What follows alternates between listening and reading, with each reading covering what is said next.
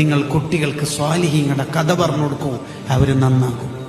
അതിന് ഉമ്മാക്ക് സമയം ഉണ്ടാവണം. രാത്രി വാട്സപ്പിൽ നിന്ന് ഓൺലൈൻ മജ്ലിസിൽ നിന്നൊക്കെ ഒന്ന് മാറി നിന്നിട്ട് കുട്ടികളുടെ ചെറിയ പ്രായത്തിൽ അവരെ ചേർത്ത് പിടിച്ച് 3, 4, 5 വയസ്സൊക്കെയുള്ള കുഞ്ഞു മക്കളുടെ മനസ്സിലേക്ക് അറിയാമോന് അങ്ങനെ ഒന്ന് നിങ്ങൾ നല്ല രസത്തിൽ പറഞ്ഞു നോക്കി.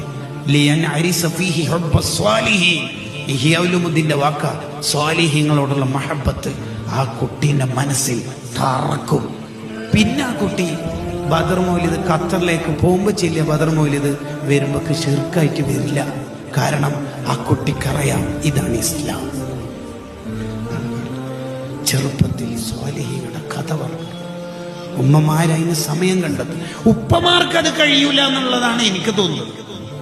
ഉപ്പമാര് ജോലി, പ്രയാസം, തളർച്ച, വിയർപ്പ് എല്ലാം കൂടിയായിട്ടാണ് വരിക. അന്നേരമായിട്ടൊരു കുട്ടി ഉപ്പ ഒരു കഥ, അവൻ്റെ കഥ അന്നേരം തന്നെ കഴിയാൻ സാധ്യതയുണ്ട്. ദയവ് ചെയ്തിട്ട് നിങ്ങൾ അതിൽ ഓരോ ഏൽപ്പിക്കരുതെന്നാണ്, ആ കമ്മിറ്റിയിൽ ഉപ്പാനിടരുതെന്നാണ് എൻ്റെ വിനീതമായ അഭിപ്രായം. പതാവും പിന്നെ എപ്പോഴെങ്കിലൊക്കെ ലീവുള്ള സൂപ്പ പറഞ്ഞു കൊടുത്തോട്ടെ. ഉമ്മമാർ കഥയുള്ളവരാവണം. കഥയുള്ള പെണ്ണിനെ തന്നെ കെട്ടാനും പറ്റുള്ളൂ.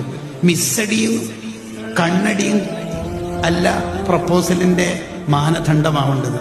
പെണ്ണ് കെട്ടുമ്പോൾ ഫൽഫർ ബിദാത്തിദ്ദീൻ, കഥ ഉള്ള പെണ്ണിനെ തന്നെ കെട്ടണം. കഥ വേണം.